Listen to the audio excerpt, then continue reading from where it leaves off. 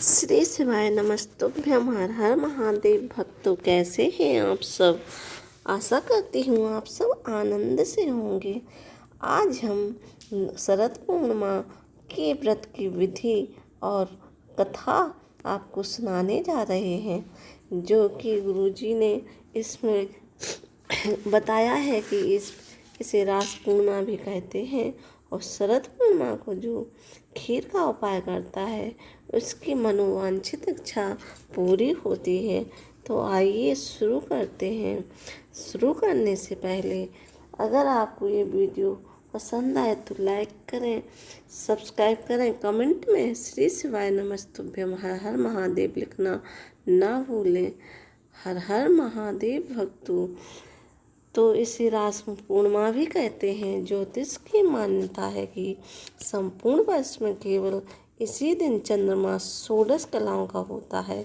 इस दिन श्री कृष्ण को कार्तिक स्नान करके कृष्ण को पति के रूप में प्राप्त करने की कामना से देवी पूजन करने वाली कौमारियों को चीरहरण के अवसर पर वरदान की याद आई थी और उन्होंने मुरली वादन करके यमुना के छोर पर गोपियों के साथ रास रचाई थी। इस दिन प्रातःकाल आराध्य देव को सुंदर वस्त्राभूषणों से सुशोभित करके आसन, आचमन, स्नान, वस्त्र, गंध, अक्षत, पुष्प, धूप, दीप नैवेद्य, तांबूल, सुपारी, दक्षिणा आदि से पूजन करना चाहिए। रात्रि के समय गोदुग्ध से बनी खीर में घी तथा चीनी मिलाकर पूरियों की रसोई सहित अर्धरात्रि के समय भगवान को भोग लगाना चाहिए। रात्रि जागरण करके भगवत भजन करना चाहिए। चांद की रोशनी में सुई धागा पिरोना चाहिए। पूर्ण चंद्रमा के आकाश के मध्य में स्थित होने पर उसका पूजन करना चाहिए। खीर से भरी थाली को खुली चांदनी में रखा रहने दो। दूसरे दिन उसका सबको प्रसाद दो तथा स्वयं खाओ। पूर्णिमा का व्रत करके कहानी सुननी चाहिए। कथा सुनते समय एक लोटे में जल तथा गिलास में गेहूँ, पत्ते के दाने में रोली तथा चावल रखकर कलश की वंदना करके दक्षिणा चढ़ानी चाहिए। टीका काटना चाहिए। गेहूँ के 13 दाने हाथ में लेकर कथा सुननी चाहिए। फिर गेहूँ के गिलास पर हाथ फेर कर मिश्राणी के पांव स्पर्श करके गेहूँ का गिलास उन्हें भेंट में देना चाहिए। लोटे के जल का रात को चंद्रमा को अर्घ्य देना चाहिए। विवाह होने के बाद पूर्णमासी के व्रत का नियम शरद पूर्णिमा से ही लेना चाहिए। कार्तिक का व्रत भी शरद पूर्णिमा से आरंभ करना चाहिए। तो आइए अब हम आपको कथा सुनाते हैं। इसकी कथा इस प्रकार है। एक साहूकार की 2 पुत्रियां थीं। दोनों पूर्णमासी का व्रत करती थीं। बड़ी बहन तो पूर्ण व्रत करती पर छोटी बहन अधूरा व्रत करती थी। छोटी बहन की जो भी संतान होती वह जन्म लेते ही मर जाती, पर बड़ी बहन की सारी संतानें जीवित रहती।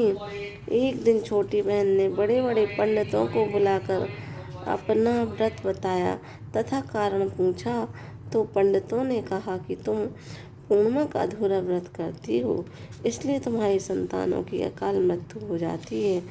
पूर्णिमा का विधि पूर्वक पूर्ण व्रत करने से तुम्हारी संतानें जीवित रहा करेंगी। उसने वैसा ही किया। उसके लड़का हुआ, पर वह भी शीघ्र ही मर गया।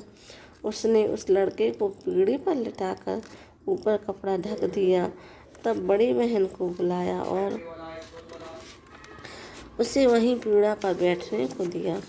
बड़ी बहन के बैठने से ज्यों ही उसका घाघरा बच्चे से छुआ, वह रोने लगा। बड़ी बहन ने तब कहा, तू मुझे कलंक लगाना चाहती थी।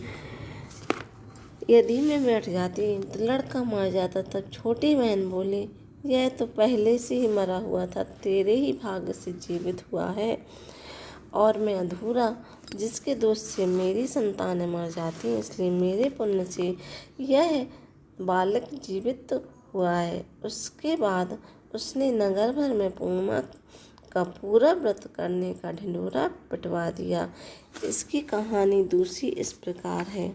चंदन की चौकी मोतियन के हार, हमारे घर पर आजो सत्यनारायण भगवान। का लगे मन लगे ने दो मन लगे, 1.5 पाव खोवा 1.5 पाव शक्कर, जे के बनाए छे लड्डू तुलसी दवाले ठाकुर देवाले। पति को सखी को एक अपने आचमन करो, एक में से करे 5 भाग गौ हो, ग्वाल को गर्भवती नार को, चलते फिरते बाल को हो, कुंवारी कन्या हो। पति को सखी को एक अपने आचमन करो, एक में से करे 5 भाग गौ को, ग्वाल को गर्भवती नार को, चलते फिरते बाल को, कुंवारी कन्या। रामचंद्र जी की आरी मारी, कोहरे बैठी कान कुंवारी। का मांगे अन्न मांगे, धन मांगे, दूध मांगे, पूत मांगे। मांग भरी रोटी, माथे पर बेंदी, गरे भर पूत, माए भर चुनिए, एड़ी भर माँ, पाँव भर बिछिया। सत्यनारायण को कांधो मांगे, गंगा जी को नांदो मांगे। जाके सा कहाँ की, तुलसी दवाले की, ठाकुर देवाले की, गैल के गलास के, घर के घरेलों से, हार के हरेलों से। राजा से की, रानी से की, जो क्यों मिले उसे की। राजा मांगे राजपाट, रानी मांगे साथ, बूढ़ी से की बैकुंठ जाए, कुंवासी के बर पाए, ब्यासी के गोद खिलाए। शरत पूर्ण लेवे शरत पूर्ण देव, 12 महीना के सके। बोली श्री सत्यनारायण भगवान की जय।